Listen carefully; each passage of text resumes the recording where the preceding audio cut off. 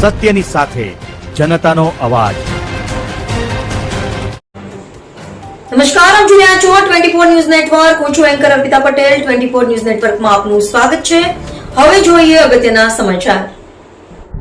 ગેલા ગામે ખેતરના રસ્તાને લઈને ઘમાસાણ, ખેડૂત પરિવારનો ગંભીર આક્ષેપ। સોલાર કંપનીના કામ વચ્ચે ખેતરમાંથી રસ્તો કાઢવા દબાણનો આક્ષેપ, તંત્ર સમક્ષ લેખિત રજૂઆત।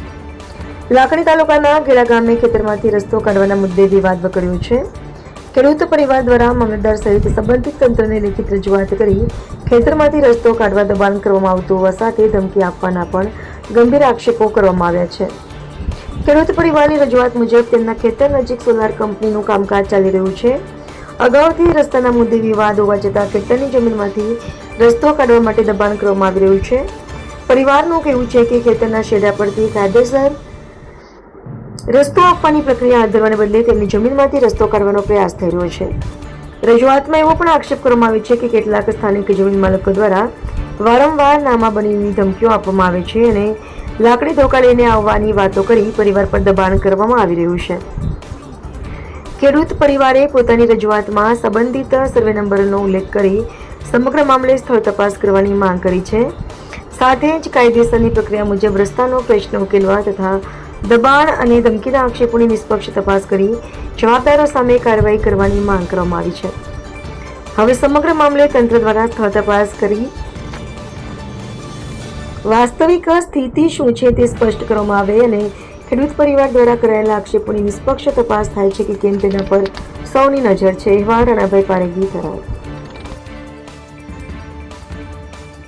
આટલાથી દબાણમાં છે અને આ રસ્તો સીધો ઓલી બાજુ બોલે છે અને આ અમારામાં થોડા કરતા દબાણ કરતા અમારા લાગી દીધો। આ ધોબલી ઊભી કરી એ પણ બળજબરી કરેલી છે।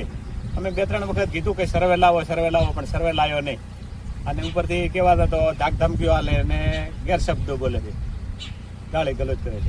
મફાભાઈ ભેમાભાઈ અમે અમારા સોલર વાળાને પાડોશી થોડોક જેટલો દબાયો પડો છે। મારા ભાગમાં માર્ગ નોશો પડો જબરદસ્તી।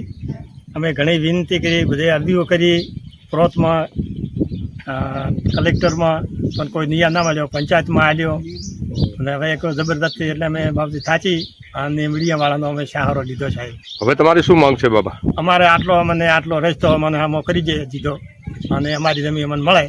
અમારે અહીંયાની જમીન લેવી નથી ને અમારી જમીન આલવી નથી, એટલી અમારી વિનંતી છે કે સાહેબ અમારે ક્રિયા કરી સરકારમાં। સાહેબ અમને આ રસ્તા બાબત જે અમે કહેવા ગયા હતા ને ત્યારે અમને જાતિ વિરુદ્ધ એક તો શબ્દો બોલ્યા, આપશબ્દો અને લાકડીઓને ધોકા લઈને છેક મારવા આવી ગયા હતા રસ્તામાં છે ખૂણે અને અહીંયાથી જતા રહો ને કે ભાગી ન શકે।